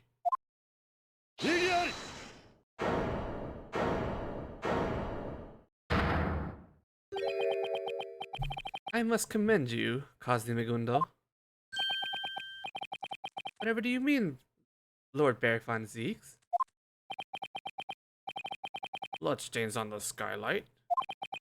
Such evidence is invalid. What are you talking about? There is but one reason for my assertion. Those traces never existed to begin with. What are you saying? Any way you look at it, you can clearly see that this is a bloodstain. I, myself, was present for Scotland Yard's investigation. The investigation unit searched the omnibus from top to bottom. Ergo, I am able to assert this with uttermost surety. No such traces ever existed. At the very least, That was true when this trial began. Huh? So then, the bloodstain. Someone forged it during this very trial. What?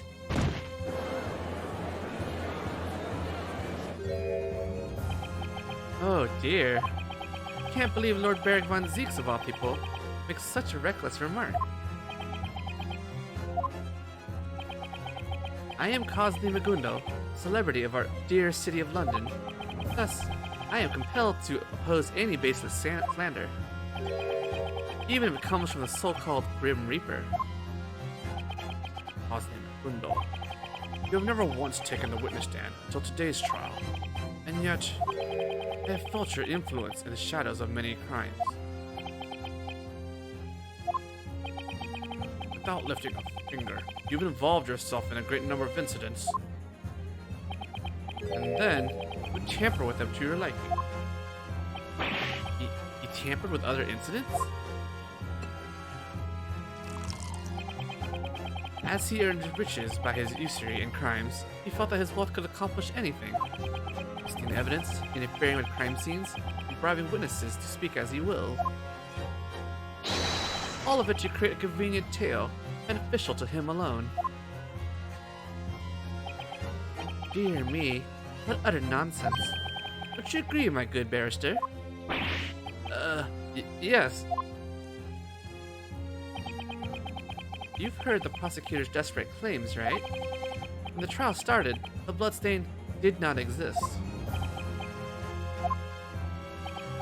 But, you'll recall, ever since the trial began, the omnibus has been right here in plain view.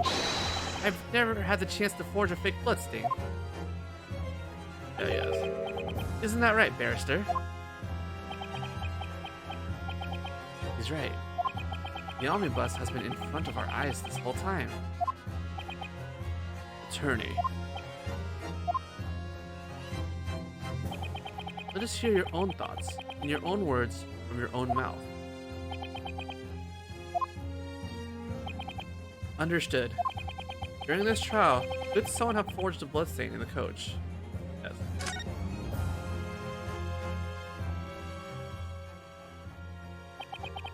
The defense attorney stands in court for his client's sake, but I'm starting to think there's something even more important. There may be no evidence that the defendant did something like that. However, had even a single chance to do so, it's entirely possible. Huh? what's this?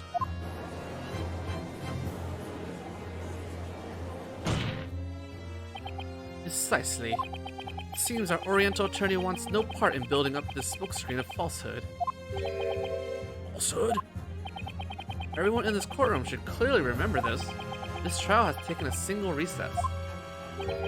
Thanks to the smoke bomb set off by this witness, Miss Lestrade.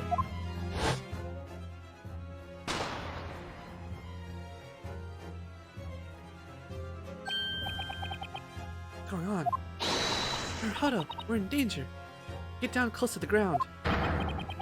Bailiffs, don't let the defendant escape. Secure the omnibus. The court declares an emergency recess. Bailiffs will capture the defendant and assist in evacuating the courtroom.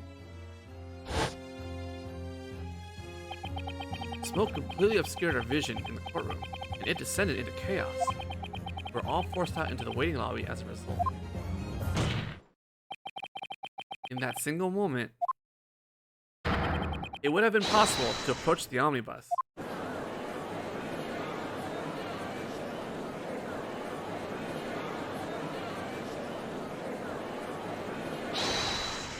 Don't you toy with me. What are you playing at, you filthy amateurish upstart? Amateurish upstart? He's not wrong. You're no barrister. This is some kind of conspiracy. Whether he's a barrister or an amateurish upstart, the fact remains unchanged. After the trial's smoke bomb-induced recess ended, there appeared a number of oddities in the omnibus. Explain these oddities. First was the trunk beneath the seat. When the police examined it, they confirmed that the driver's tools were inside. As for the bloodstain on the skylight, like before, it did not exist when the trial began this morning.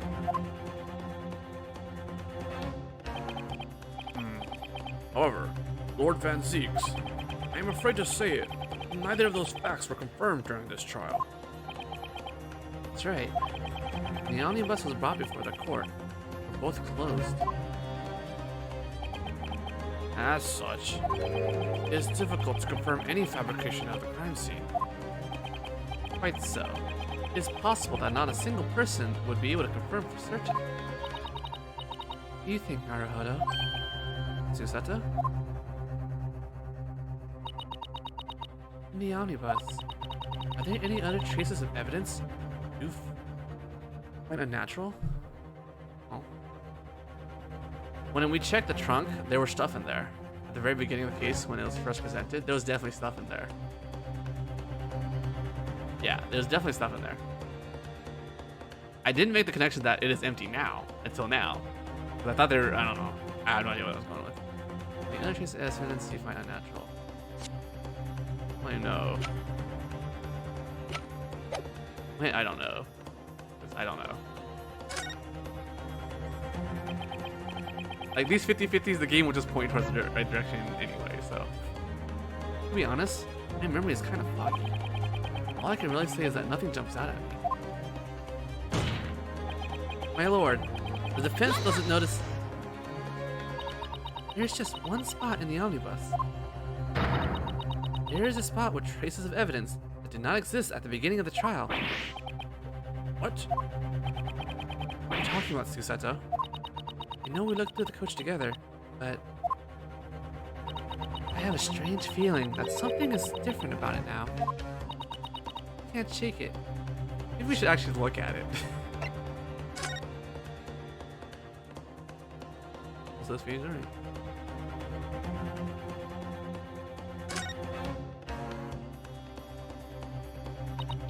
One side.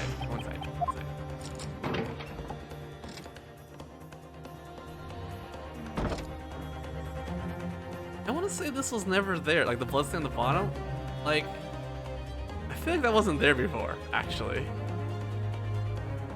Because I remember struggling to click on the trunk. I would have investigated that bloodstain if they were there.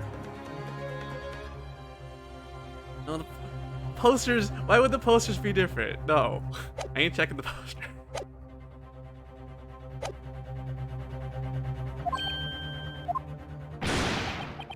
What are you trying to say this time, barrister? If you plan to betray me, you had better watch your back. The defendant will cease with his worthless ranting. The court eagerly awaits the defense's answer. The trial's a blend of truths and falsehoods. Where is it going to take us next? It seems it's up to you to show us the answer. The third unnatural trace that appeared on the crime scene is... I didn't examine it, so let's examine it. This is a bloodstain, isn't it? I don't know, what else could it be? Ketchup? Doesn't that matter? No, it's just... bloodstain really stands out. Yet, Peter Van Zeeks hasn't said a word about it. True. It does strike me as a little bit odd. I'm getting a really bad feeling about this. What is going on?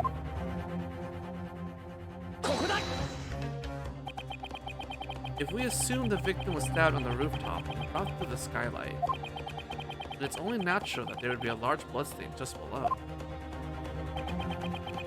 But as far as I can remember, when this omnibus was first presented to the court, there wasn't a bloodstain here.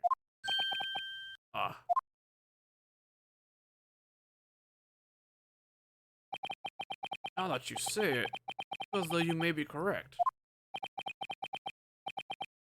Well said. To assert such a thing as his attorney, for once, that was no thoughtless blunder.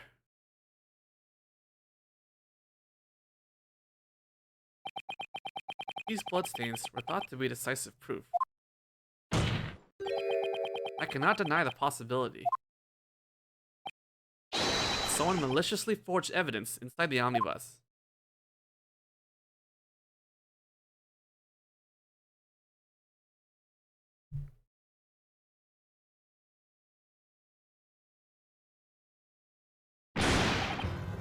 Oh! This trial is over. Mr. Magundo? Up until now, I have cooperated with this court to the full extent of my ability. Now, it's finished. But you're the defendant, so... I said this trial is finished! Emery? You all know it means nothing. Just look at the facts.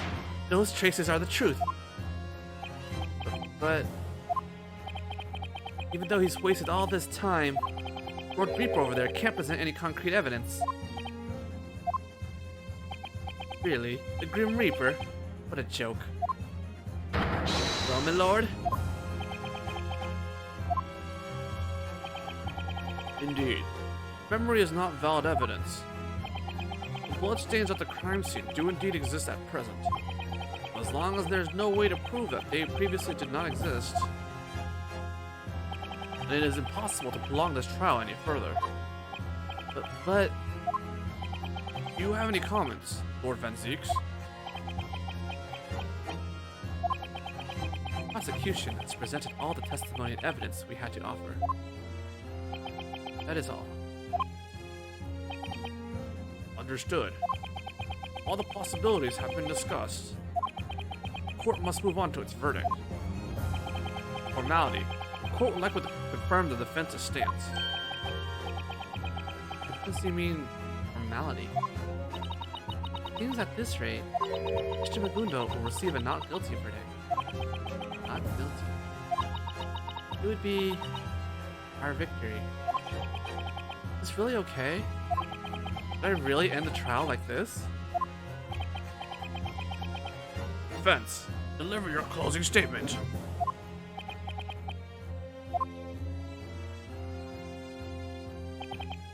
Understood. The defense pleads... want to save? Because this is exactly like... If it's exactly like, case 2-4, the second game's fourth case, you get the bad ending by choosing the wrong answer. That ending was amazing, because it was really, bad. I want to save, because I want to see the bad ending. If there's a bad ending.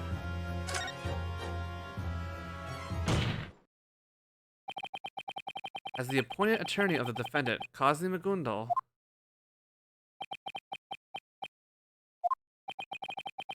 feels as though all of the oxygen has disappeared from the world. But I have to say it. I'm an attorney, after all. The defense, on behalf of Kazi Magundo, continues to plead not guilty. Very well.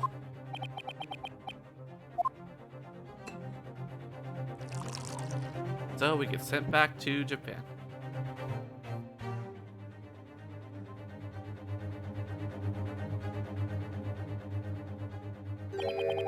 Preposterous claim. Preposterous Japanese boy.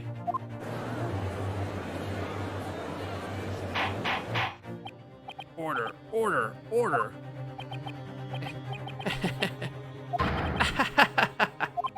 It wasn't wrong to accept you as my defense. Be proud, boy. You've just seen the London celebrity. Go on, take your tip. The coin in the face thing is freaking me out. So we got not guilty. So we passed the trial, the test, right? But he took Lord Chief Justice Vortex took back his offer, and he never gave it back to us. He just told us to go to court. You see, so even if we get not guilty, I don't think he'll let us be an attorney. Because he never re-offered after taking away his offer. Your job is done here. Thank you for all you've done for me today. What do you mean? As the Honorable Lord Judge shall aptly said just moments ago. As long as this trial cannot continue, the defense's plea, as the word implies, means nothing but a formality.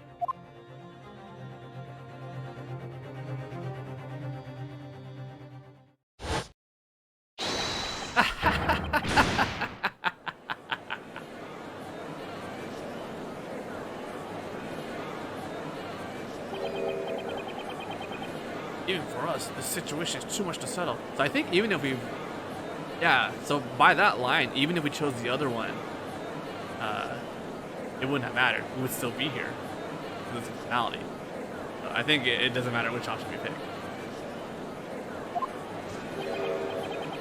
Ultimately, is any of this evidence real? Only we could just close our eyes and dispose of all the filth. Get all the money bags. It's the only way for us to know peace. Doubting the man who donated that beautiful park? Oh, I've embarrassed myself.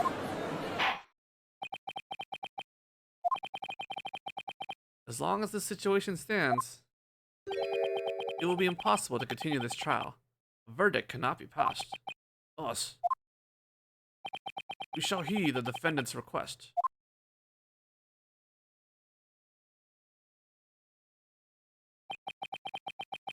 You have my gratitude, my lord.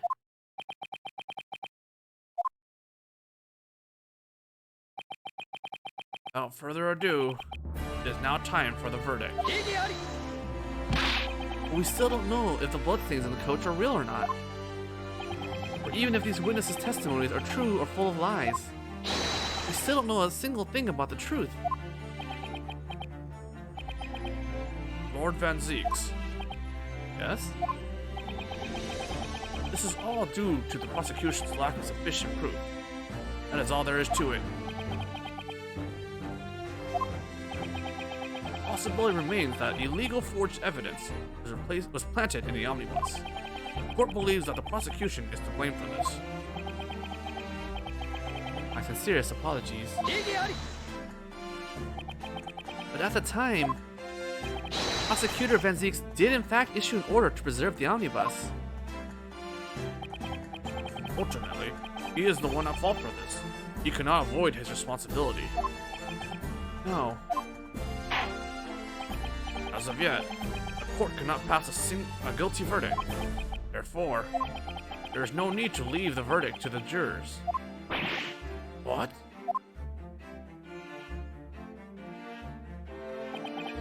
It has been quite rough, eh, Prosecutor Van Zeeks? For you and for my esteemed barrister as well. Then what is the point of us even being here? These are simply the laws of our great British courtrooms. If you want to keep this trial in session, then why not start by changing the law? Magundo. Oh? Is there still something you'd like from the great Magundo? Allow me to give you but a great single one. Do not think that this is over. I look forward to your next reaping then.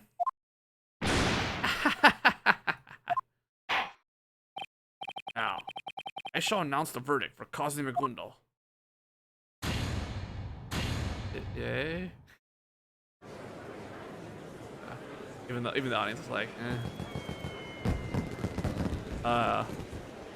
excuse me.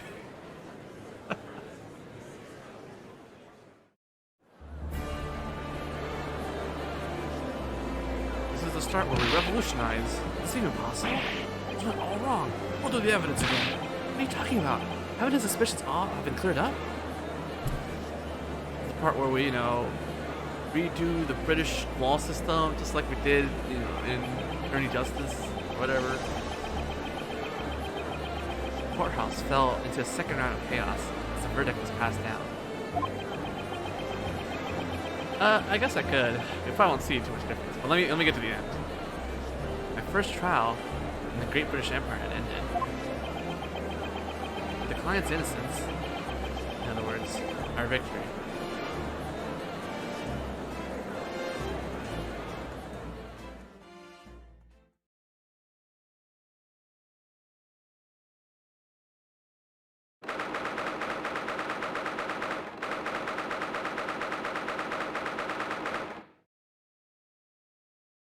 we won't get a game over if it's wrong.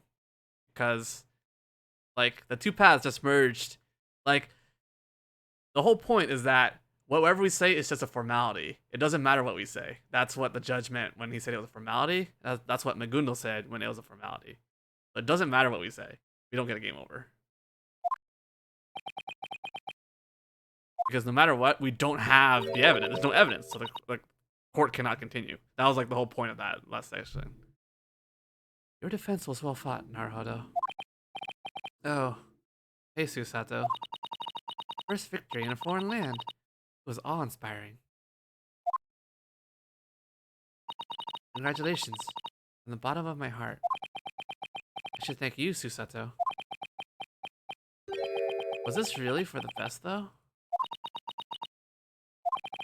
In the end, I still know nothing about the truth of this case. Just didn't have the time to find the truth. But who murdered Mr. Mortar? We still haven't gotten to the bottom of it. One and only mission of the attorney to fight for a favorable verdict for his client. In my opinion, you carried out your mission perfectly. He's right, you know. Is this Vortex? No, it's Mr. Magundal. She's with them too. The rumors were true after all, eh? Huh? What rumors? When the Crown Court hands down a not guilty verdict, they fire off 6 great fireworks. Did you see it? It was a beautiful sight. Yeah, it sure was. I've heard so much about the liberating sight of fireworks from the defendant's stand. I owe it all to you, don't I, my good barrister? No, honestly, I don't think it was my effort that freed you. Oh please, this again? What else could it have been? Instead of my effort, I'd rather call this victory your handiwork. Well, to be entirely frank, you put me through some frightening moments along the way. Let's just call those the missteps of youth. Let it all be water under the bridge. Congratulations on your not guilty verdict, Mr. Magundal. We get paid. Congratulations. Even though the mystery remains a mystery? There's only one thing of importance to me. What? That would be having all those fools acknowledge that I did not commit that crime. What do you think? It feels great, doesn't it? Right. Let's leave the rest of the yard, the pride of our capital. It will surely reveal the truth. That's what I believe, at least. You see, I paid them a great sum to make certain of it. Why am I not surprised? Now, as promised, I'll be paying you 1,000 guineas, and I won't hear a single word of complaint. No, I can't take that much money. My, you Japanese really are modest. Ah, very well then. If that's how it must be. Stop throwing the coin at my face. Freaks me out. Take this, it's a tip. Cosby Magundal. Preparations are complete. So if you would please move to the Crown Court. Crown Court? Oh? This is much earlier than I was led to believe. Very sorry. Plans have changed somewhat. Well, you heard the man. I must excuse myself now. I will be stuck inspecting the crime scene for a while yet, I am told. What for? It seems that the omnibus will have to undergo another investigation, given the circumstances. They said that they want me to be present for it, if at all possible. Reinvestigation? To tell the truth, I have no obligation to follow through with it. But as a London celebrity, I'm willing to cooperate as much as possible. That's a gentleman's duty, you see. Farewell now. It is a pleasure to have met you. I pray that you have an enjoyable time as exchange students. Here he goes. Oh, right. She was here.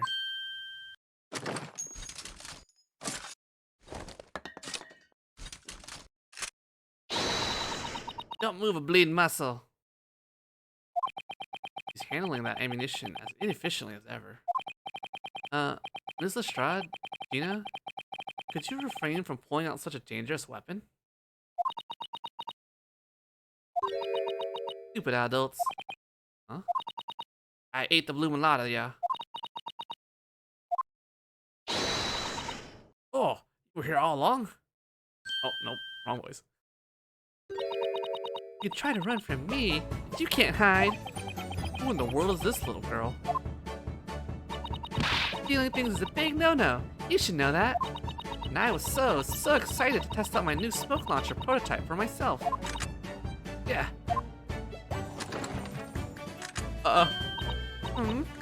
You wanna fight? I bet I could beat you. Yeah. Excuse me. Who even are you? Oh yeah. But you can call me an inventor? I made this smoke launcher. An inventor? Hey, you know how smoke screens are. They're just big, boring white blobs. If you're gonna be covered by smoke, why can't that smoke be at least cute? I'd rather just avoid the smoke screen in the first place, thanks. I look away for one tiny second during my omnibus transfer, and suddenly it's gone.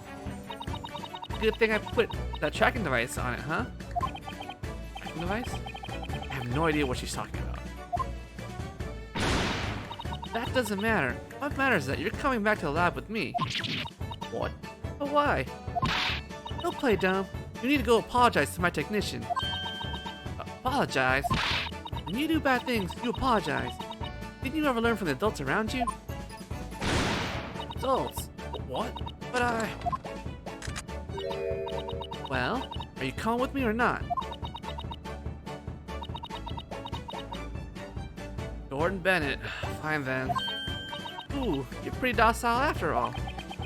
Obviously because she has a huge weapon trained on her.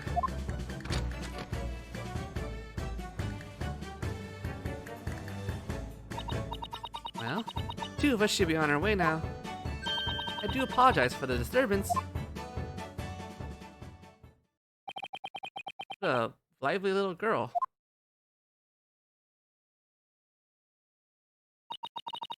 I believe we should be moving on as well. Yeah, you're right. But where exactly can we move on to? Huh? After all, we came straight to this courthouse after we arrived in London. The bailiff still has our belongings. And we have nowhere to sleep for the night. I had originally planned to search for lodgings before the day was over. But now, we won't have enough time, right? It's 5 p.m. There's no need to fear. Push comes to shove. We could at least rest ourselves at Magundo Park. Magundo Park? Nights are rather cold at this time of year. We can endure it with the vigor of youth. I wonder, a night in London, in the dead of winter, young or old, you'd probably freeze to death. Aw, I'd rather not freeze. I knew it would come to this. I really would have accepted those 1,000 guineas.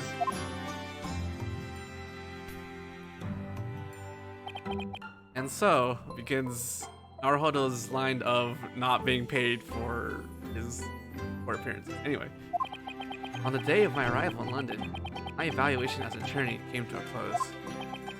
However, afterward, it was made fully clear to us that what the Reaper had said was true.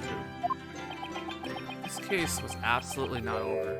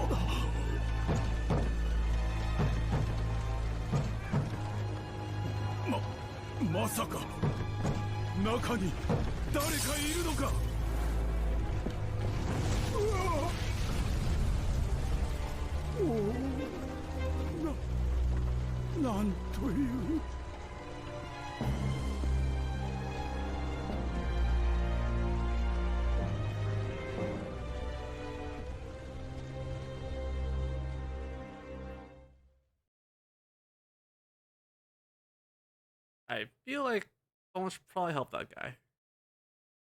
Maybe.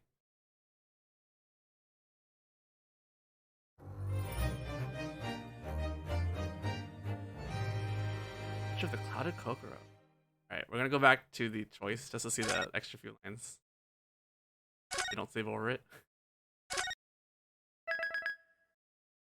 And we will play case 4's video. How do I continue? No? Yes. Oh, wrong button.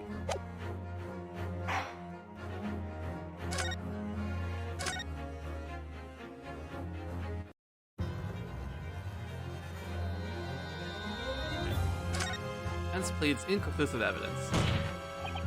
I am the appointed attorney of the defendant, Cosme Megundal. However, at this point in time, I can't decisively plead that he is not guilty. What's this? It's true that there is no evidence conclusive enough to prove that he committed the crime. However, I don't believe that his innocence can be proven yet, either. What did you say? Order, order, order! This is completely unprecedented. The defense isn't arguing for the defendant's innocence?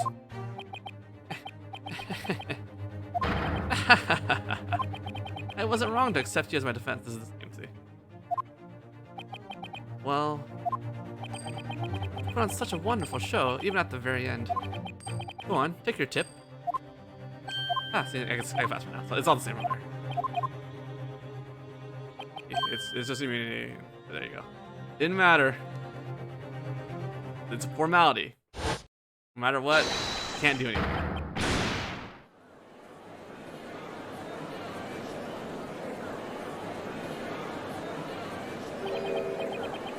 Canonically, inconclusive evidence makes you look a lot better.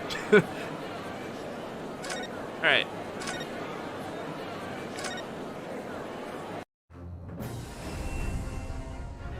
So, before we end the stream, gotta check out any case 4. Oh, here we go.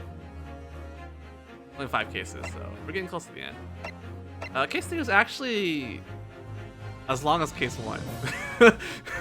Which is insane, I guess, but I guess we did have to explain a lot in case 1. And usually, I really don't like case 3s of Ace Attorney games. That one was okay. That's good. Yeah, usually I'm trying to remember. Most Ace Attorney games, I don't like case 3s. Real. They're usually kind of fillery. But it looks like this one's going to tie in with the story. It's gonna continue. We've had what, like 2. I guess you could argue maybe case 2. We had at least 2 people we found the true culprit, but they're not being convicted. And I say you know, in case 2 we technically found the culprit, and they may or may not be. I guess they won't be convicted either. So far it's been relatively unsatisfying. Every culprit we find doesn't get convicted of their crime. Alright, good job.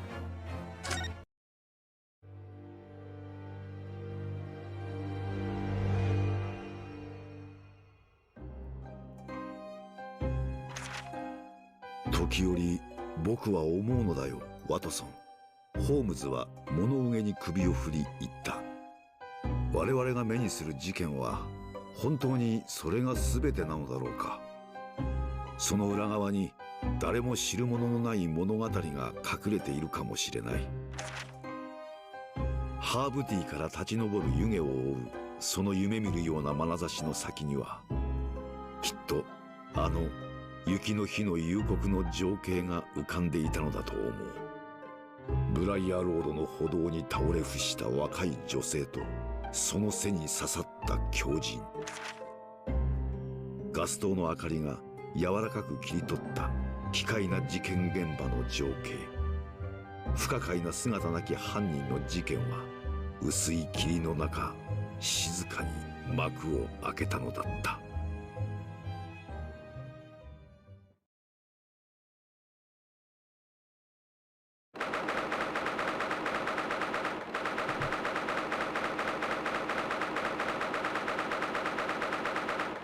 Well, we're gonna have zero clue what this is gonna be about, I guess.